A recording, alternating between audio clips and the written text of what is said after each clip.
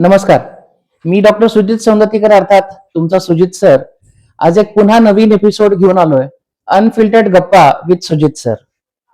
तर आज माझ्यासोबत एक मेकॅनिकल इंजिनियर आहे, एक योगा मधला अभ्यासक आहे की जो खूप सुंदर योगा करतो आणि त्याच्या योगाच्या स्टेटसनं आमचे बऱ्याच जणांचे जे तो आमचा दिवस सुरू होतो. एक मॅरेथॉन रनर आहे, एक छान डान्सर आहे आणि सगळ्यात महत्वाचं म्हणजे माझा खूप छान मित्र आहे. तर आज आपण माझ्या मित्राशी त्यांना एक खास एक मोठी अचिव्हमेंट अशी केलेली आहे, तर त्या संदर्भात त्याच्याशी गप्पा मारायला इथे आलेलो आहे. त्याची सक्सेस स्टोरी जाणून घ्यायला आलेलो आहे. तर या माझ्या मित्राला अर्थात वीरेंद्र पाटील, तर आज त्याच्याशी आपण संवाद साधू. तर नमस्कार. नमस्कार सुजित. आणि खूप छान वाटतंय त्यानिमित्तानं आज आपल्याही बऱ्या म्हणजे निवांत गप्पा ज्या ते होतील. तर इतकं सगळं बॅकग्राऊंड आहे, अर्थात तुमच्याकडे घरी थोडस राजकीय बॅकग्राऊंड ते सुद्धा आहे. तर हे सगळं करत असताना तर मला पहिला तुला प्रश्न असा विचारायचा आहे की थोडस तुझं मेकॅनिकल इंजिनिअरिंग म्हण किंवा इन जनरल हे तुझ्या ज्या काही हॉबीज आहेत तर त्याच्याबद्दल थोडस तू आम्हाला सांगू शकशील का? नक्कीच. प्रथम सर्वांचे मनपूर्वक आभार, कारण सुजितला मी घरी बोलवतोय कॉलेजच्या दिवसापासून, पण आज त्याने मला 100 किलोमीटर धावायला लागलं, मग तो आला. आता तू 100 किलोमीटर धावलाय, तुझं पॉडकास्ट व्हायला पाहिजे. पण बेस्ट टायमिंग त्यानं साधलं आणि मी पण म्हटलं मी अवेलेबल आहे आणि ये. आणि आजचा दिवस निवडला आणि तो आला. प्रथम मी सुजित सरांचं म्हणायला लागेल, कारण तो आता आमचा सुजित राहिलेला नाहीये. He is a PhD holder आणि भावी HOD पण आहे तो. आणि त्याचा सत्कार आमच्या वडिलांनी सांगितलं की त्याचा आधी सत्कार करू, म्हणून हा त्याचा फेटा दिसतोय. कोल्हापूरमध्ये आला तर कोल्हापुरी सत्कार आम्ही केला, कारण त्याचा काव्यसंग्रह आत्ताच प्रस्थापित झाला. आता तुझ्या प्रश्नाकडे मी वळतो. जसं तू इंट्रोड्यूस केलास की मल्टी डायमेन्शन जे अप्रोच म्हणतो, तसा मी लाईफ कडे बघण्याचा दृष्टिकोन ठेवला. कारण बेसिकली इंजिनियर तर आहेच. माझं first introduction is mechanical engineer. बरोबर. आणि त्यानंतर जसं जसं काळाच्या ओघात म्हणा MNC मध्ये काम करायला लावलं, जर्मन MNC, मग US बेस MNC, आणि तिथे मग टाइमचं काही लिमिटेशनच नाहीये. So like 24/7 your working. बरोबर. Basically I am into sales and marketing field. Sorry, because English, Hindi, Marathi काही हरकत ह्या गप्पा चालते. हो. Basically being a mechanical engineer working as a sales engineer, I have to travel a lot.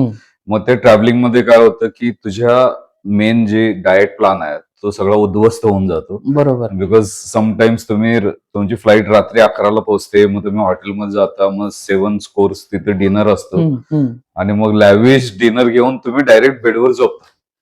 तर या सगळ्यामध्ये माझ्याकडे हेल्थ कडे दुर्लक्ष झालं आणि माझं वेट गेन खूप झालं. म्हणजे कॉलेजमध्ये मी स्लिम होतो, ट्रिम होतो, पण within 2-3 years of corporate life माझं वेट भयंकर वाढलं. आणि ते वेट मला सतावत पण नव्हतं, कारण आय वॉज इझी गोईंग. माझे दिवसाची 500 पावलं पण व्हायचे नाहीत. आणि या 100 किलोमीटर धावल्यामुळे माझी पावलं जी झाली ती 1,28,900 पावली झाली. खूप छान. म्हणजे 500 पावलं माझी होत नव्हती steps per day, and it has reach to 1,30,000. It's a big achievement I will say, and injury free. तर याचा जो ट्रिगर पॉइंट होता हेल्थ कडे वळण्याचा, तो माझा मुलगा आर्यन. कारण हे मेडल पण मी त्यालाच देतोय, कारण त्याच्यामुळे मी या फील्डमध्ये आलो. कारण तो लहान होता आणि मला पण सेल्स अँड मार्केटिंग मुळे कमी वेळ मिळत होता आणि त्याला फुटबॉलची आवड लागली आणि he wanted his dad to play with him. ज्यावेळी तो लहान 5-6 वर्षाचा होता तोपर्यंत मी सांगतो कंटाळा आलाय, मम्मा के साथ खेलो या बाहेर जाओ. पण ज्यावेळी तो फुटबॉल लागला आणि त्याला 1 तास माझ्यावर फुटबॉल खेळायचं होतं, तर मी म्हटलं की yes, I need this stamina to play with him. मग तिथनं मी थोडं फिटनेस कडे ध्यान द्यायला झालो. ओके. पण तुझे आम्ही ते खाण्यापिण्याचे देखील स्टेटस बघितलेले आहे. We really were very envy की अरे म्हणजे जॉब पाहिजे तर असा पाहिजे की छान हिंडायलाही येतं आणि खायला प्यायला मिळतं आणि वर कंपनी हे सगळ्याचे तुम्हाला पैसे पण द्या. ते खरंच खूप छान होतं. तर आता माझा पुढचा प्रश्न असा आहे की मग तू आता तुझी ओळख ज्या करून देतोस, तर इंजिनियर म्हणून देतोस का योगा ऍक्टिव्हिस्ट, योगा प्रॅक्टिशनर म्हणून देतोस का मॅरेथॉन रनर म्हणून आता देतोस? ऍक्च्युली आता असं झालंय की माझी ओळख मी शोधतोय. अच्छा. कारण काय आहे, रनिंग हे असं आहे की it opens you in all dimension of life. Yes. त्यामुळे running is like a meditation म्हणतात, की जेव्हा मी योगा चालू केलं आणि मेडिटेशन चालू केलं, प्राणायाम चालू केलं आणि मॅरेथॉन म्हणजे अल्ट्रा मॅरेथॉन जेव्हा तुम्ही पळता, तुम्ही एका मेडिटेशन फेज मध्ये जाता. It is not a sprint running. त्यामुळे you discover your self. It is the right word. पण आता बेसिकली ज्या क्षेत्रात मी आहे त्या क्षेत्रात मला ओळख सांगायला लागते. पण माझी जी बेस्ट टॅगलाईन मला दिली होती ती माझी एक योगा फ्रेंड होती ऑस्ट्रेलियाची, ओके. आणि तिनं माझ्या गाई बरोबरचे धावतानाचे व्हिडिओ पाहिले होते, चंद्रा बरोबरचे. अच्छा. तर तिनं ही टॅगलाईन मला दिली होती, अ योगी हु रन्स विथ हिज काऊ. अरे वा, खूप छान छान.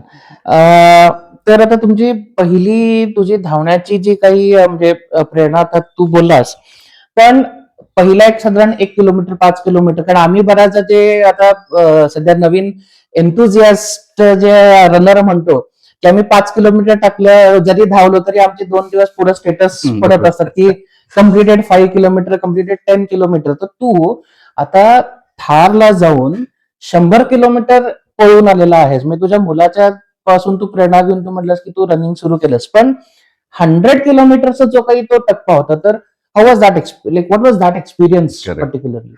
नाही, 100 itself is a huge humongous task. कारण ऍज यू सेड की 5 किलोमीटर मी स्वतः खूप सेलिब्रेट केलेलं आहे की मी 5 किलोमीटर नॉनस्टॉप पळू शकलो. अच्छा. ही माझी अचिव्हमेंट यायला मला 6 महिने लागले. ओके. कारण लॉकडाऊन मध्ये याची खरी सुरुवात झाली. हो. ऍक्च्युली माझे एक फॅमिली फ्रेंड आहे संदीप पाटील म्हणून, आणि त्याने माझी बीपी चेक करत होता जस्ट युजली नॉर्मल. तो म्हणाला की वीरू अभी नहीं भागोगे, एक टॅबलेट लेना पडेगा. मग तोही माझ्या वयाचाच. आम्ही दोघं रनिंग गिअर घालून मस्त कुरुंदवाडच्या घाटावर रनिंग चालू केली. अच्छा. त्याला थोडीफार प्रॅक्टिस होती. मी अजून अर्धा किलोमीटर पण गेलेलो नाही. हार्डली 200-300 मीटरवर जाऊन मी I was gasping and huffing and मी खाली बसलो धापत. मग मला रिअलाइज झालं की माझा स्टॅमिना काहीच नाहीये रनिंगचा.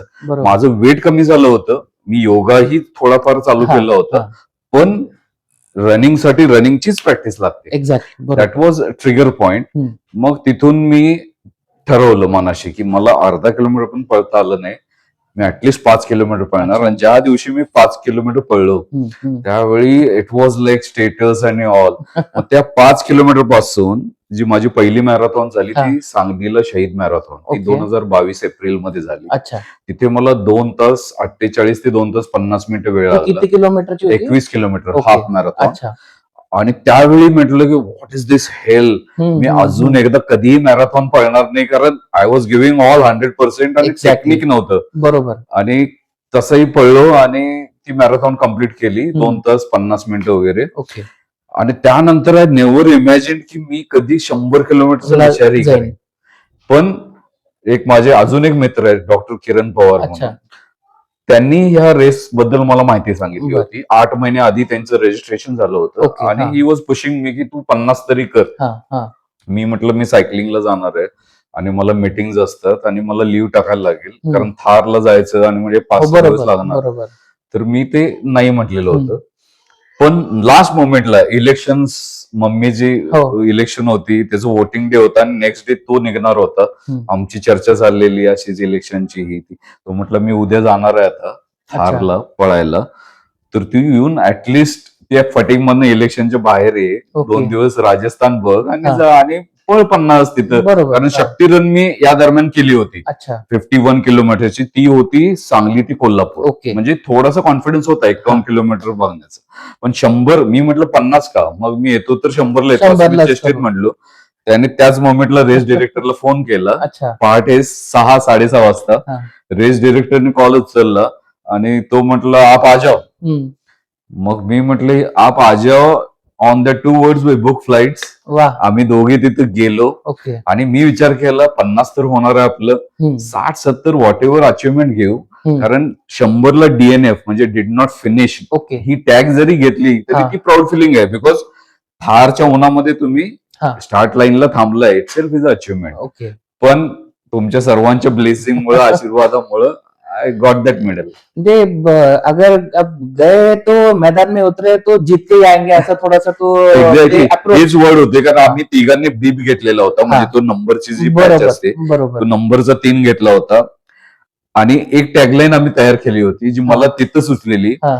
अब बिब मिला है मेडल भी लेंगे. लेके आएंगे. वा और तसं झालं, बिब पण घेतला आणि मेडल पण घेतलं. Very good.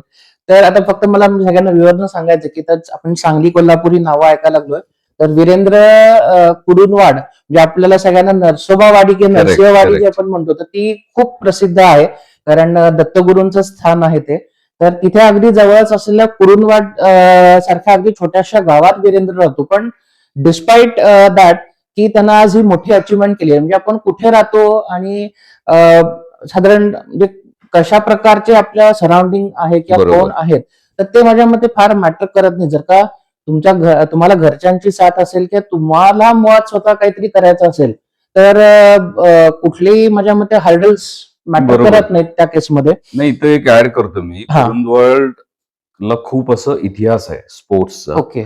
आणि रिसेंटली जर पाहिलं हा. तर आमचे जे किरण पवार आहेत ते हा. कॉम्रेड्स त्यावेळेचे फिनिशर आहेत. म्हणजे 5-6 ओके. वर्षापूर्वी त्यांनी कॉम्रेड्स मॅरेथॉन 90 किलोमीटर साऊथ आफ्रिकेत केली होती. ओके. ओके. राहुल शिरसाट म्हणून फास्टेस्ट इंडियन आयरमॅन आहेत. ओके. त्यांनी गोवा आयरमॅन सलग 3दा जिंकली, अरे वा. हाफ वाली. अच्छा. आणि फुल मलेशियामध्ये आता ते फास्टेस्ट इंडियन रनर म्हणून होते ओके. मलेशिया आयरमॅन मध्ये. ओके.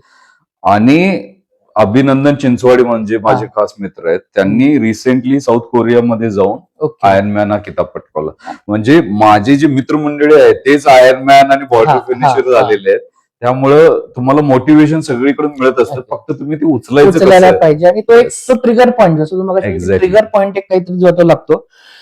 तर पुढच्या प्रश्नाकडे असं होतं की मला विचारायचं की आपण मॅरेथॉन ट्रेनिंग जे करत म्हणजे तुम्ही सगळे जे घेता, तर त्याच्यामध्ये सगळ्यात कठीण जो भाग आहे तो कुठला असतो? म्हणजे शारीरिक थकवा आहे का, मानसिक सहनशक्ती आहे की सातत्य आहे? कारण आपण बघतो की काही जण नवीन नवीन म्हणून सुरू करतात. आता आपण जानेवारीमध्ये नवीन वर्ष सुरू करतो तर आपण बरेचसे रेझोल्युशन करतो, पण ते बरोबर. कितपत टिकतात हे माहित नाही. सो कन्सिस्टन्सी हा आपल्याकडे एक मोठा तो प्रश्न आहे. Yes. तर शारीरिक थकवा, मानसिक सहनशक्ती जी आहे ती किंवा सातत्य, याच्यामध्ये नक्की मोठा अडथळा कुठला होता? आणि ओव्हरऑल जी ती मॅरेथॉन होती, जी थारची होती, तर त्याला साधारण तयारी कशी केली?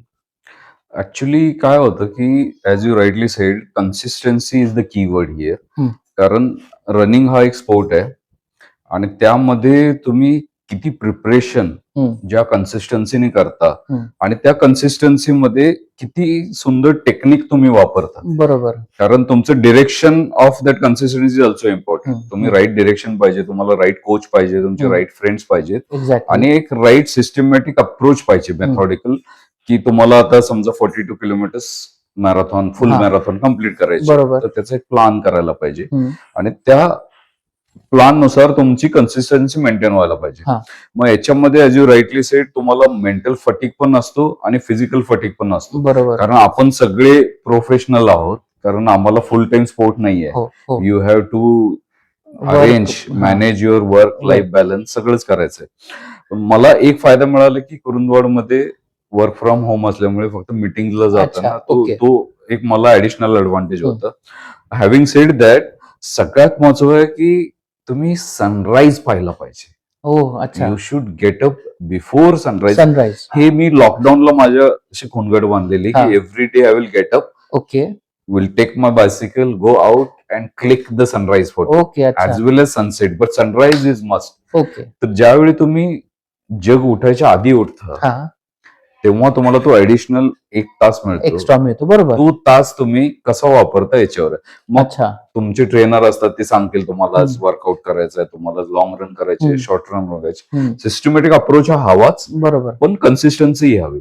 मग याच्यामध्ये काय होतं, आज लेट नाईट मीटिंग होती, आज कोणाचं तरी लग्न होतं, आज कोणाची तरी फॅमिलीचा कार्यक्रम होता आणि मी रात्री लेट झोपलो, पण नाही, मी सकाळी त्यालाच उठणार. ही कन्सिस्टन्सी, हे डेडिकेशन ठेवलं की always positive result. Very good. तर आता हे सगळं करत असताना काही वेळेला असं होतं की म्हणजे दुखापत आपल्याला होती. बरोबर. आणि काही वेळेला असं होतं की म्हणजे ह्या ज्या दुखापती स्पेशली होतात ते आपल्याला बाहेरून काही समजत नाही. म्हणजे आउटर इंजुरीज अशा काही नसतात, पण आतून काहीतरी लिगामेंट ब्रेक झाली किंवा असं ते ती गोष्ट आहे. तर दुखापत होणं किंवा ट्रेनिंग शेड्यूल काही वेळेला जसं म्हणलंस की लग्नाला गेलो मग राहिलं किंवा मीटिंग होती म्हणून बरोबर. राहिलं. तर हे जे काही प्रॉब्लेम्स आहेत किंवा अशामुळे जर का एखाद दिवस माझं शेड्यूल चुकलं असं जर का वाटत असेल तर मग ते कसं तुम्ही हँडल करत असेल? येस, असं म्हणजे 11th आवरला काहीतरी येणार किंवा मीटिंगच लांबलं जाणार हा. किंवा तुमचं काही इमर्जन्सी असणं किंवा एक एक दिवस होतं की यू आर नॉट वेल, हम्म. तर तुम्हाला ते स्किप करायला लागतं. पण ती Okay. फ्लेक्झिबिलिटी असते अच्छा. Because you are preparing for 6 months down the Okay. Line. असं नाही की तुम्हाला हार्ड अँड फास्ट 2 दिवसात प्रिपेअर करून हा. जायचं. It's a long term plan. Okay. पण त्याच्यामध्ये 80% जरी तुम्ही स्टिक राहिला हा. तर यू हॅव अचिव्ड दॅट. ओके. कारण आता आमचं सगळ्यांचं कसं होतं की आज एक दिवस चुकलं मग ठीक आहे आता मग उद्या पण राहू दे मग आपण सोमवारपासून जाऊ किंवा 1 तारखेपासून जाऊ. इनफॅक्ट मी सांगेन सुजित हा. की always keep a cheat day.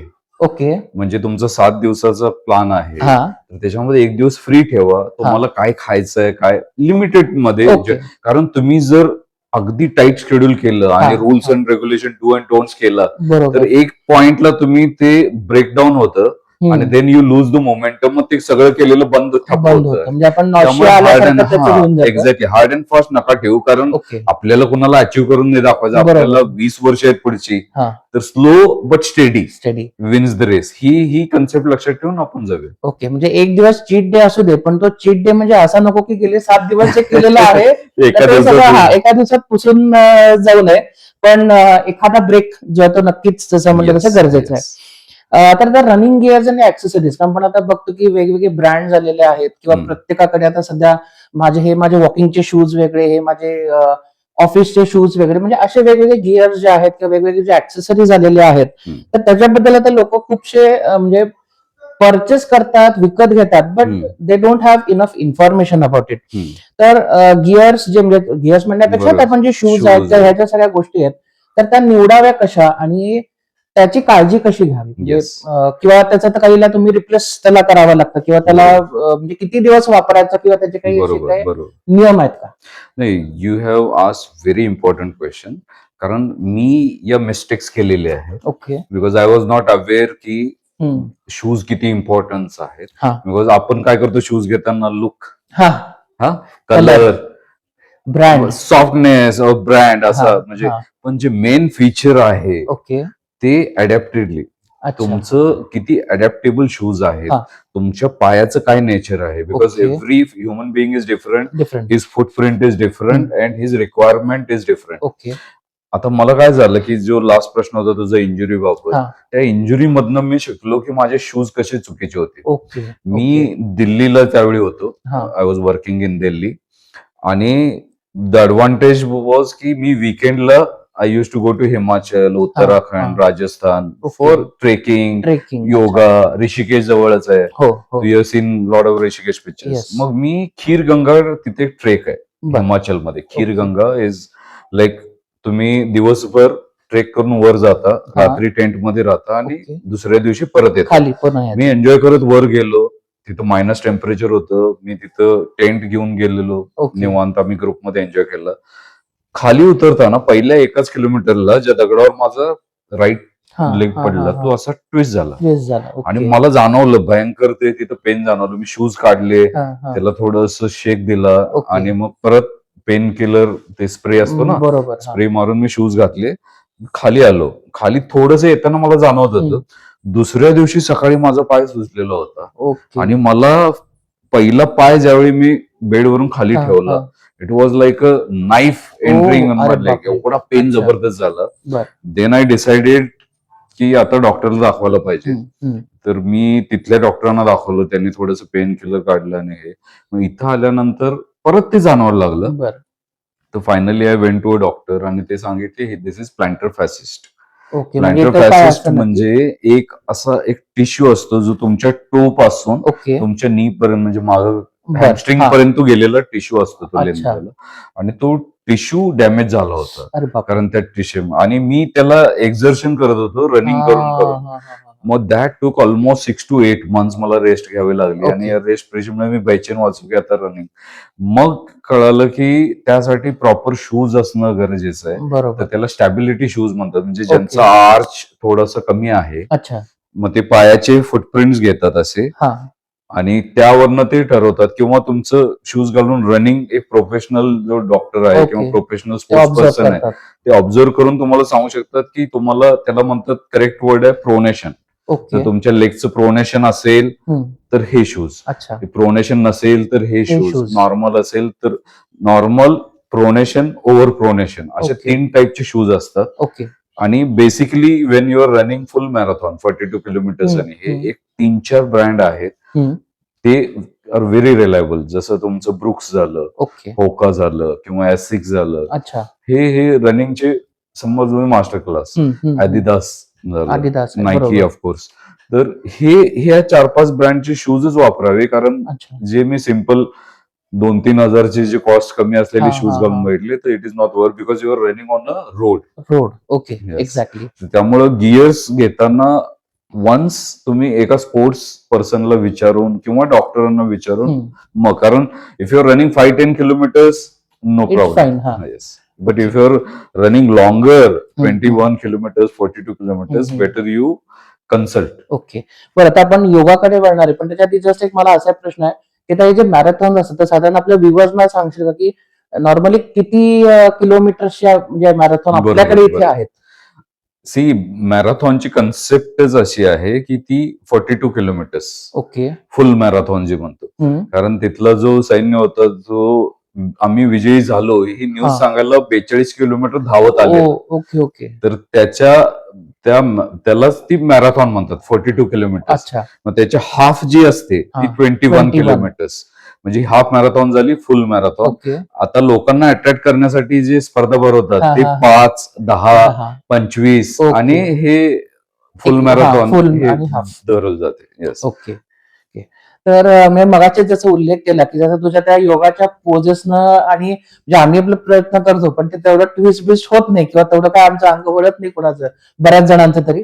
तर योगाकडे मग तू कसा वळलास आणि योगामुळं म्हणजे एक इंजिनियर आणि मॅरेथॉन रनर, तर ह्याचा म्हणून तुझ्या एकूणच विचारसरणीवर त्याचा काय म्हणजे परिणाम झाला का, किंवा त्याचा तुला ह्या दोन म्हणजे मॅरेथॉन मध्ये अर्थातच आणि इव्हन तुझ्या डेली लाईफ मध्ये like when are handling the people through meetings and other things, ह्या दोन्ही मध्ये योगाचा उपयोग कसा झाला?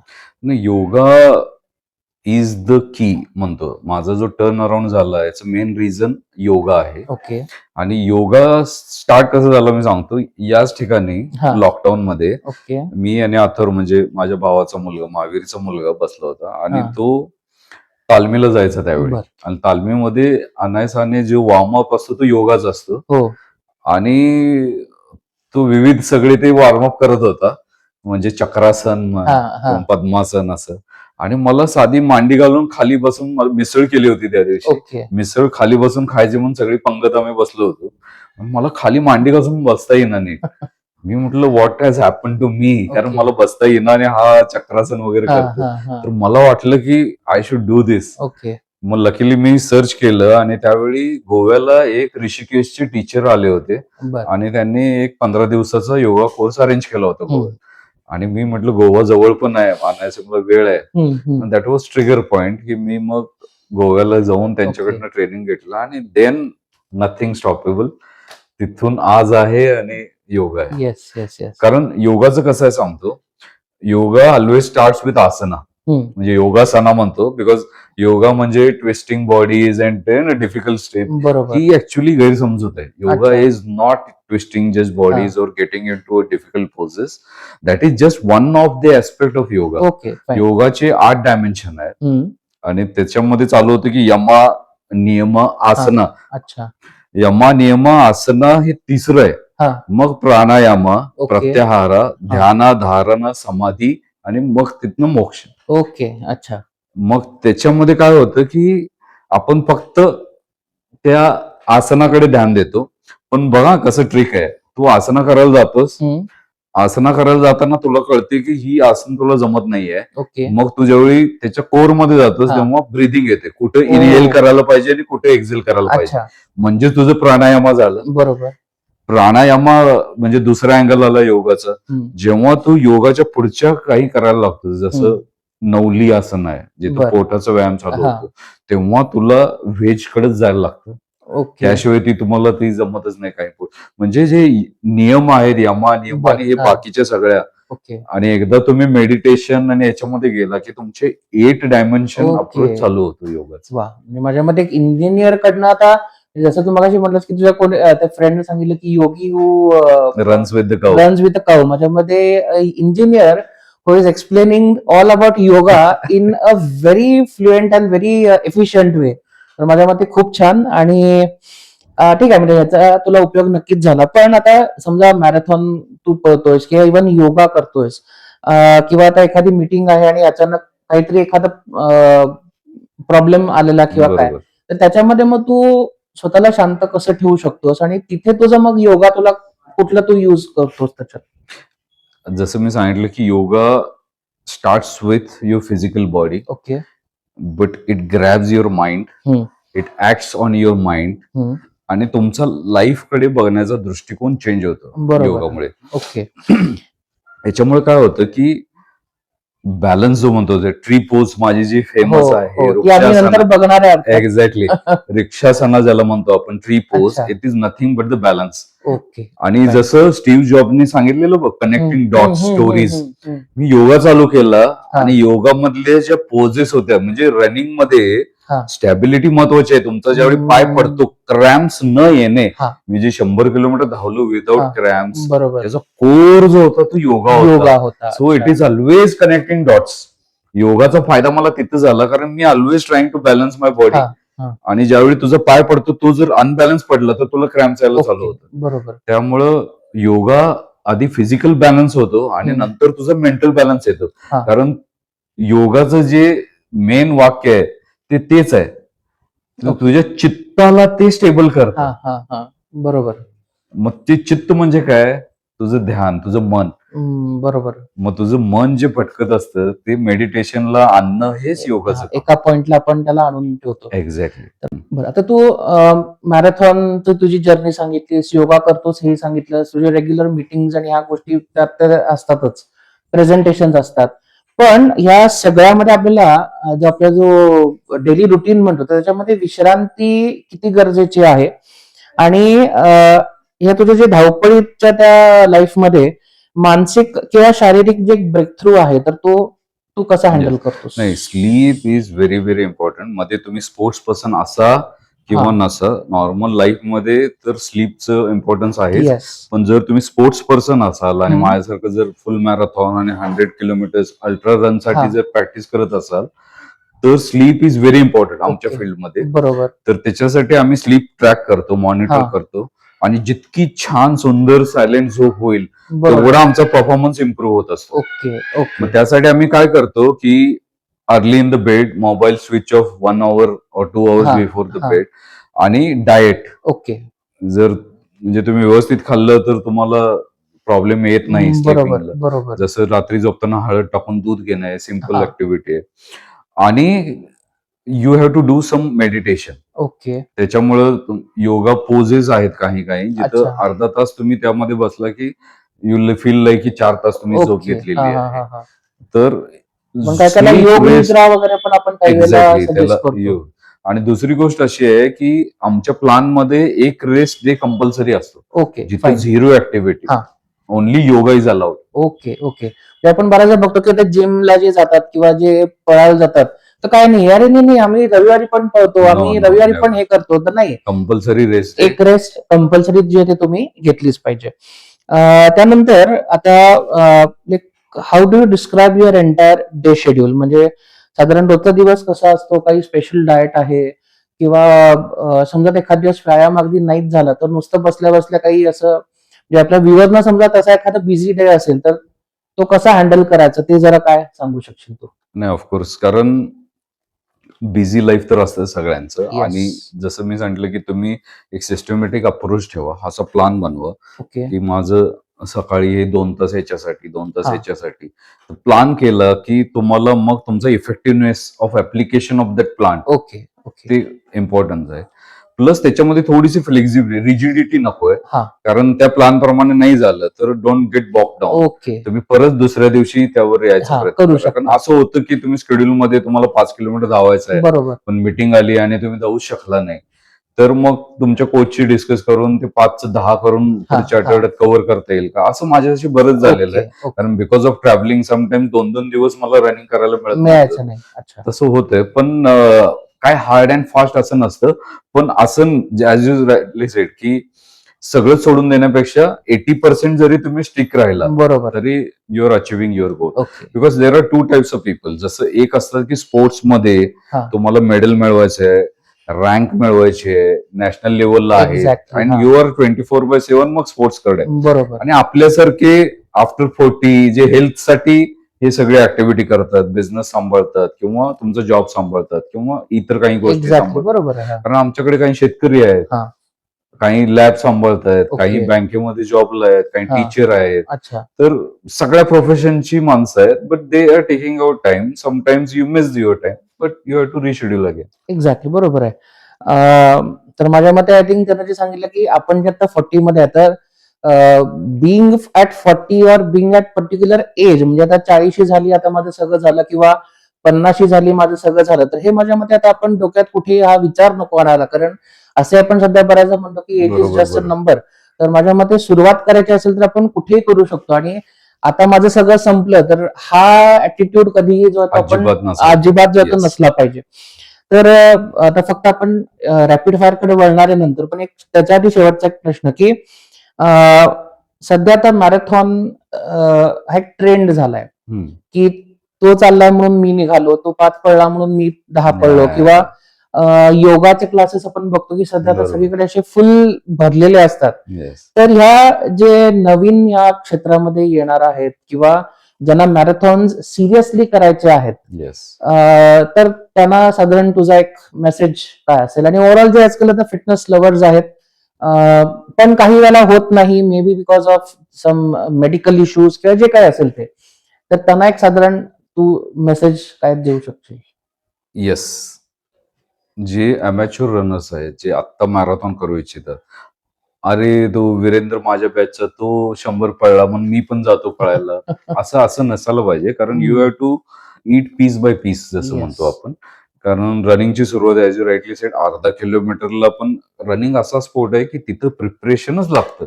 बरोबर. नो बडी कॅन से की मी जातो, हा. किती तो सायकलिस्ट असू दे, किती स्विमर असू दे, किती जिमवाला असू दे. हा, हा. मी 100 किलोमीटर्सला पाहिलंय की हेल्दी बॉडी असणारे, जिमला जाणारे कोलॅप्स झालेत लिटरली, कारण Okay. हीट एक होती.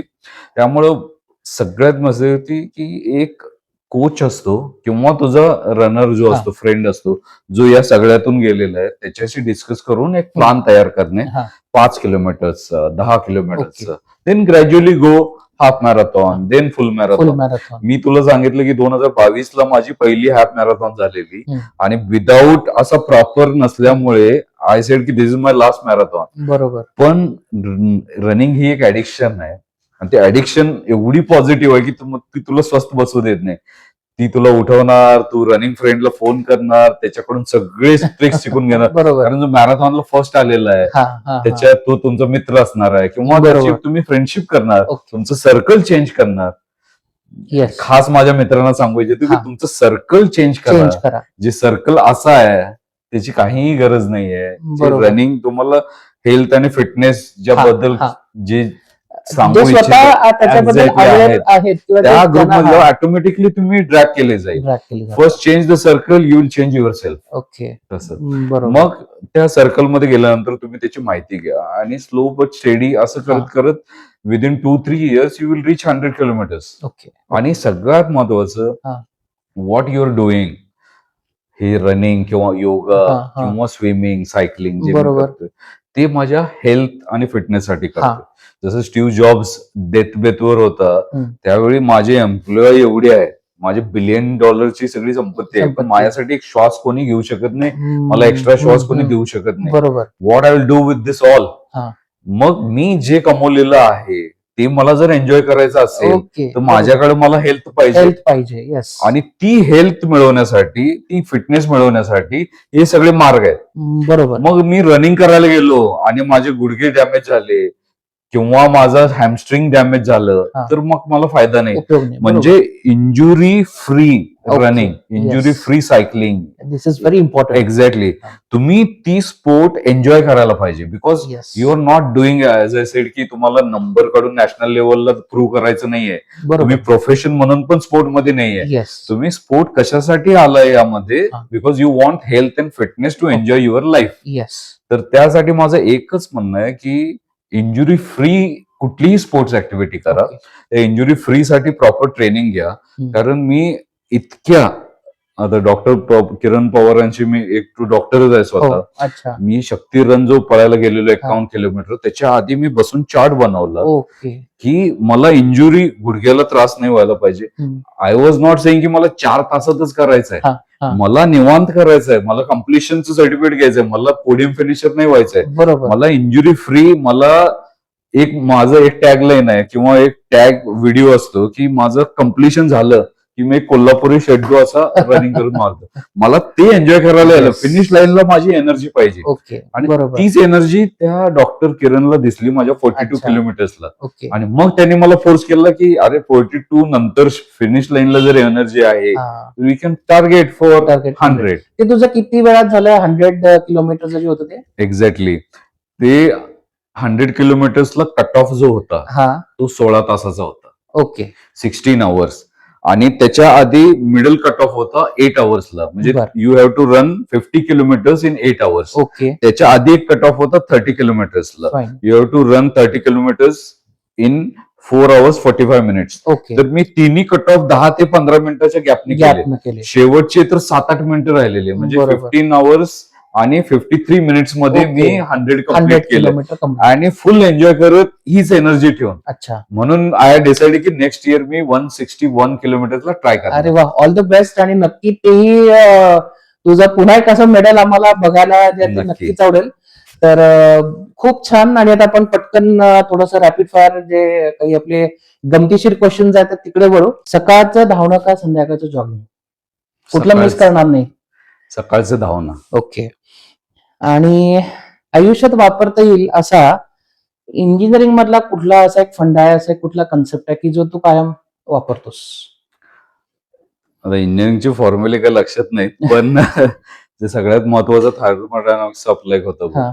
Energy cannot be create, Created, not be destroyed. Not be created, cannot be destroyed. It can only transfer from One one form source to to another another form. Form. तर तसंच आहे आपलं पण, की फक्त energy तुमची ट्रान्सफर करायची running मध्ये, योगामध्ये, मेडिटेशन मध्ये, ती परत मिळवायची हा. आणि परत ट्रान्सफर करायची. एक सायकल आहे. Okay, very good.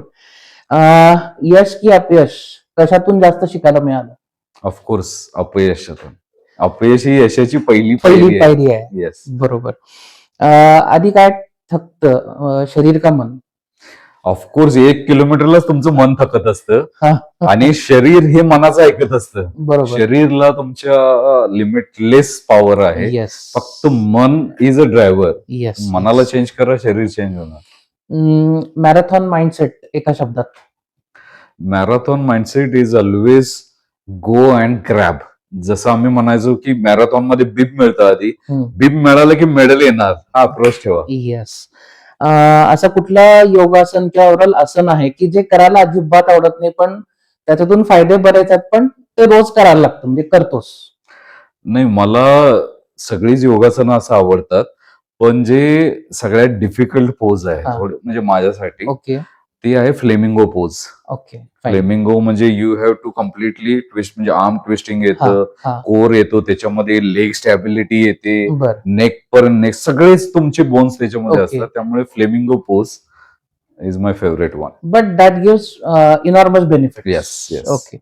आणि सगळ्यात जास्त आवडणारी योगासनातली पोज कुठली? ती ऑफकोर्स शवासन सोडून, कारण आमच्या सगळ्यांची शवासन आहे, तर शवासन सोडून नाही, माझी जी सगळ्यात फेवरेट पोज आहे ती वृक्षासन आहे, tree pose. Okay. Because I am a tree lover. तुला माहिती आहे, मी स्वतःची बाग आता डेव्हलप केलेली आहे. आणि ट्री पोज मी प्रत्येक योगामध्ये, माझा पहिला जो असायचा तो ट्री पोज असायचा फोटो. मग प्रत्येक रन नंतर मी ट्री पोज करून फोटो. मग माझ्या हा. मित्रांनी ती माझी सवय उचलली. अच्छा. आमची कास्ट टीम म्हणून आहे, ओके. रुंदवाड athletics society. बर. त्यांनी ती टॅगलाईनच केली. प्रत्येक ऍक्टिव्हिटी झाली की आम्ही सगळे ट्री पोज मध्ये जातो, फोटो काढतो.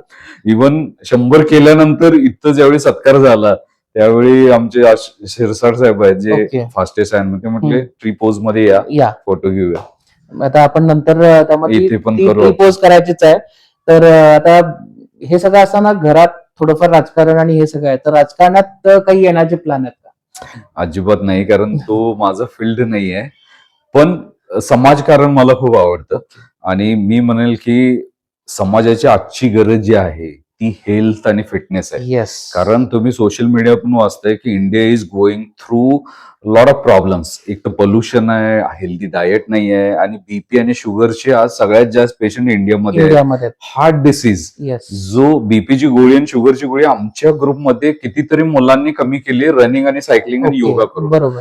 तर समाजकारण मला आवडतं आणि हा हेल्थ आणि फिटनेस, कारण एक कुरुंदवाडचा मुलगा 100 किलोमीटर धावून येतोय, ज्याला म्हणजे एमएनसी मध्ये काम केलेलं, जो काम पण सांभाळतोय, सगळं करतोय आणि ही फिटनेस ऍक्टिव्हिटी पण सांभाळू शकतोय.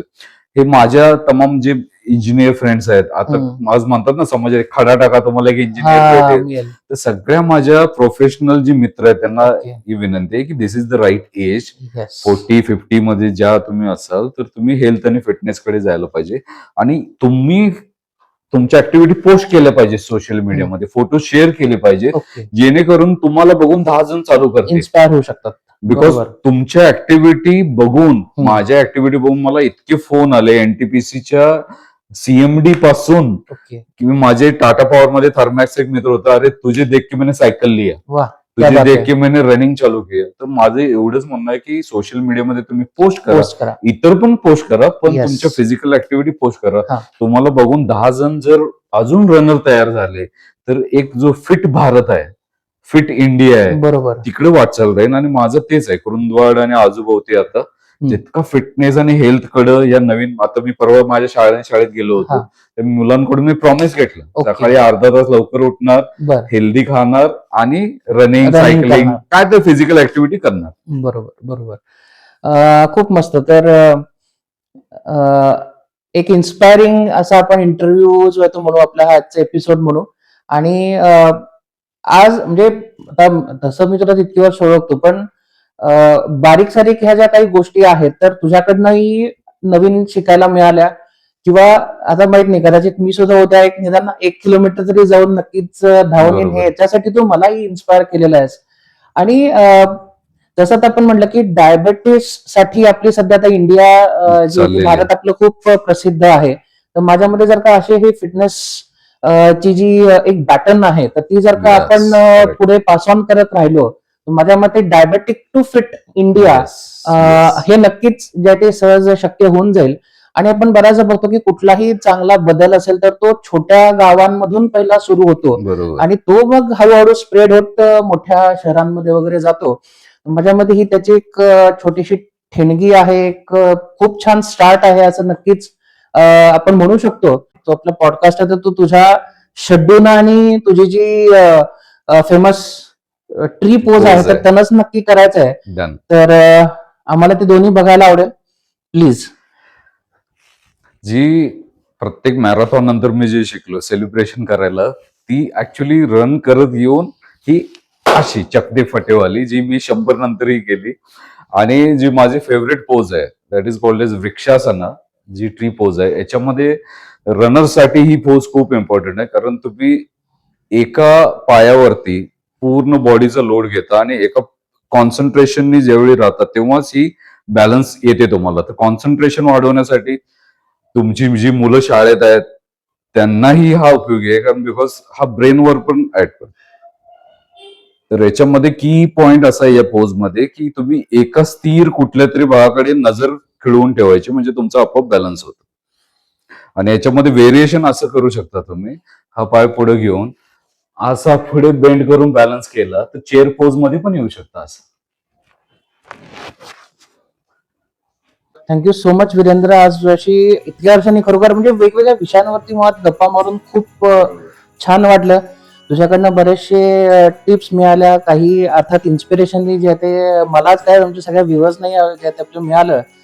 तर मला फक्त एक हे सांगायचं जातं की तुम्ही कुठल्याही वयाच्या टप्प्यावर असाल, स्टार्ट फ्रॉम टुमॉरो, सुभाष शीघ्रम जसं आपण म्हणतो, तर अगदी तुम्ही उद्यापासून जरी एखादी गोष्ट सुरू करायची म्हणली तरी आपण करू शकतो. आणि अर्थात आपल्याकडे आपल्या मार्गदर्शन करायला हे असे काही एक्सपर्ट्स आहेतच की जे स्वतः ग्राउंड झिरो पासून त्यांनी सुरुवात केलेली आहे, आणि त्यामुळं त्यांचा जो सक्सेस आहे तो खरोखर इन्स्पायरिंग आहे आणि कमेंडेबल आहे. तर फिट राहा, आणि जे काही आपलं लाईफ आहे ते आपण खूप चांगल्या प्रकारे जे आहे ते एन्जॉय करू. पण हे एन्जॉयमेंट करत असताना तुम्ही मात्र सुजित सर या माझ्या युट्यूब चॅनलला नक्की सबस्क्राईब करा, शेअर करा. हा आजचा पॉडकास्ट कसा वाटला ते नक्की आम्हाला कमेंटमध्ये कळवा. त्याचसोबत तुम्हाला जर का काही वीरेंद्र सोबत तुम्हाला आणखी टिप्स, क्वेश्चन्स असतील, काही टिप्स तुम्हाला हव्या असतील तर त्या देखील नक्की खाली कमेंट बॉक्समध्ये जे आहे ते आम्हाला कळवा. आणि पुन्हा एकदा तुला भेटून खूप छान वाटलं. सो बाय द टाइम आपण पुढच्या पॉडकास्टला भेटू, तोपर्यंत नमस्कार.